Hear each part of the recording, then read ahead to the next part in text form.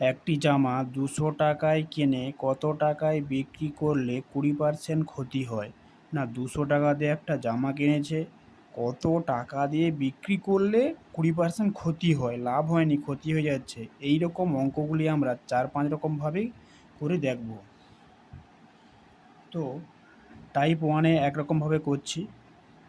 Type 1 type 1 এ কী বলছি না total আমার এখানে বলে দিয়েছে যে ২০০ টাকা।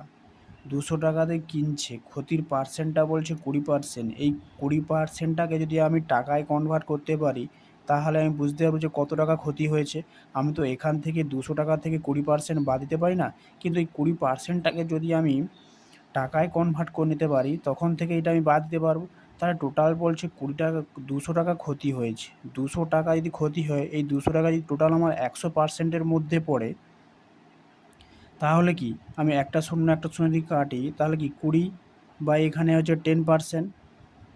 এবার এখানে যেহেতু ২০% বলছে, আমি ২০%কে নিয়ে যাওয়ার জন্য আমি ২ দিয়ে গুণ করব। ২ দিয়ে যদি গুণ করি, এ পাশে ২ দিয়ে গুণ আর এ পাশে ২ দিয়ে গুণ, তাহলে কি আমার লাভ কী হবে না এইটা কী হয়ে যাবে ২০% হয়ে যাবে। ২০% হয়ে গেলে কী হবে আমার তখন এই ২০% চলে আসলো তখন ৪০। তাহলে এই ২০% সমান ৪০ টাকা। তাহলে আমার এখানে ৪০ টাকা ক্ষতি হয়েছে। ৪০ টাকা ক্ষতি।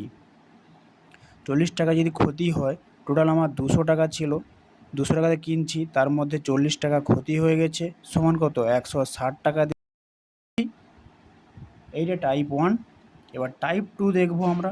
টাইপ 2 তে কী বলছে না, টাইপ 2 তে কী বলছে না ক্রয় মূল্য কী বলছে, আমি যে একটু তুলি অঙ্কটা। না ক্রয় মূল্য সমান ক্রয় মূল্য ২০০ টাকা। ক্রয় মূল্য ২০০ টাকা, ক্ষতির হার বলছে ক্ষতির হার ইকুয়াল টু ২০%। আমার যেহেতু বিক্রয় মূল্য বের করছে, আমি বিক্রয় মূল্য জাস্ট লিখে রাখলাম, বিক্রয় মূল্য চাইছে। এবার আমি এই অঙ্কটা কি করব না, সূত্র কি থাকে না বিক্রয় মূল্য সমান নাকি ক্রয় মূল্যের ৮০%। এইখানে আমি ৮০%টা কেন লিখলাম না, যেহেতু আমাকে এখানে বলে দিচ্ছে ২০% ক্ষতি, টোটালটা যদি আমার ১০০% হয়, তা থেকে যদি আমি ২০% ক্ষতি করে ফেলি তাহলে আমার ৮০% পড়ে থাকবে। তাহলে এই ৮০%টা এখানে লিখলাম। এবার যেহেতু এখানে ক্রয় মূল্যের বলছে, ক্রয় মূল্য এখানে কত দেওয়া আছে না ২০০ দেওয়া আছে, ক্রয় মূল্যের এর জন্য গুণিত দিলাম, আর এখানে যে ৮০% থাকবে পড়ে থাকবে ৮০%।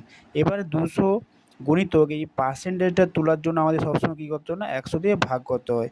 এই দুটো শূন্য কেটে দিলে ৮ দুগুণে ১৬, একটা শূন্য। তাহলে এখানে একটা আমার অঙ্ক হয়ে গেল। এরপরে আমাদের আরও একটা টাইপ, আরও অনেক রকম কিছু টাইপ দেখছি না। টাইপ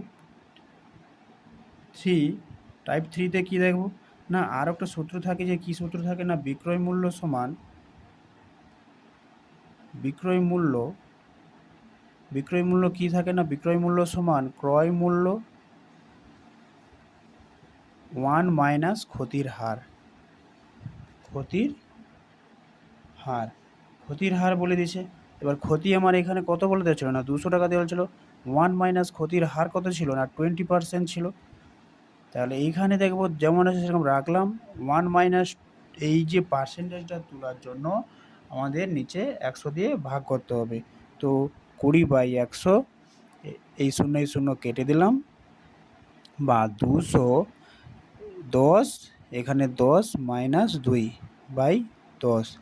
এবারে কি হবে, এখানে 200 গুণিতক 8, 10 2 বিয়োগ করে 8 হচ্ছে, আর নিচে আমার যেরকম 10 আছে এই শূন্য কাটলাম, তারপরে 8 দুগুণে 16, একটা শূন্য।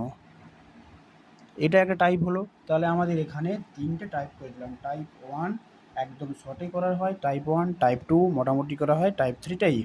এবার টাইপ যে 4 করবো সেটা মোটামুটি একটু বড়, একদম ভেঙে ডিটেলসে করব। তো চলো টাইপ 4-এ কীরকমভাবে দেখব না, আমার দেওয়া ছিল ক্রয় মূল্য কত দেওয়া ছিল না ক্রয় মূল্য সমান 200 টাকা দেওয়া আছে। বিক্রয় মূল্য বের করতে বলছে, বিক্রয় মূল্য জানিনি আমি। আর এখানে ক্ষতির হার বলে দেওয়া আছে, ক্ষতির হার কত 20%। ধরি আমি যেহেতু বিক্রয় মূল্য জানি না, ধরি বিক্রয় মূল্য সমান, যদি বিক্রয় মূল্য সমান আমি এক্স টাকা ধরে নেই, তাহলে এখানে লাভ আমার কত, সরি এখানে যদি ক্ষতি বলছে তাহলে ক্ষতি কত হবে, না আমার ক্ষতি সবসময় কি হয় না ক্রয়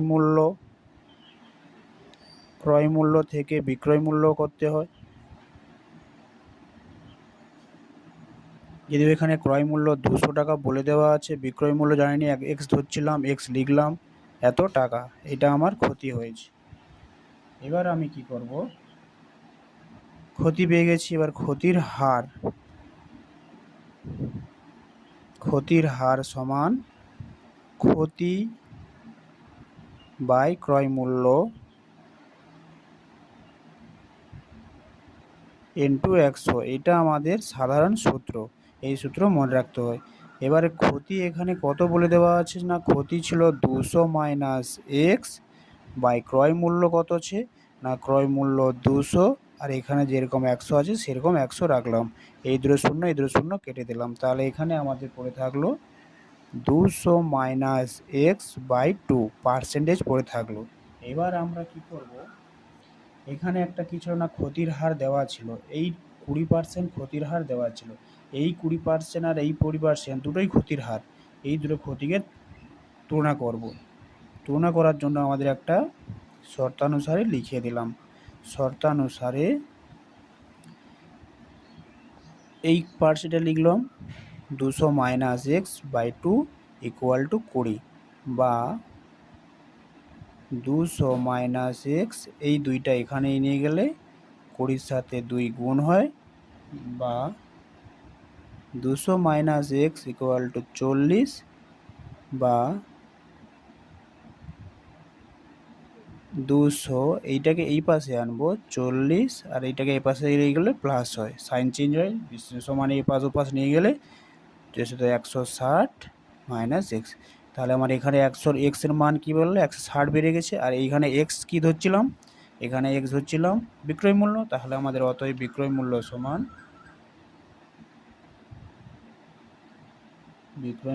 সমান 160 টাকা। আমরা 4টে টাইপ করে দিলাম, এবার যেটা তোমাদের সুবিধা হবে সেটা তোমরা করতে হবে।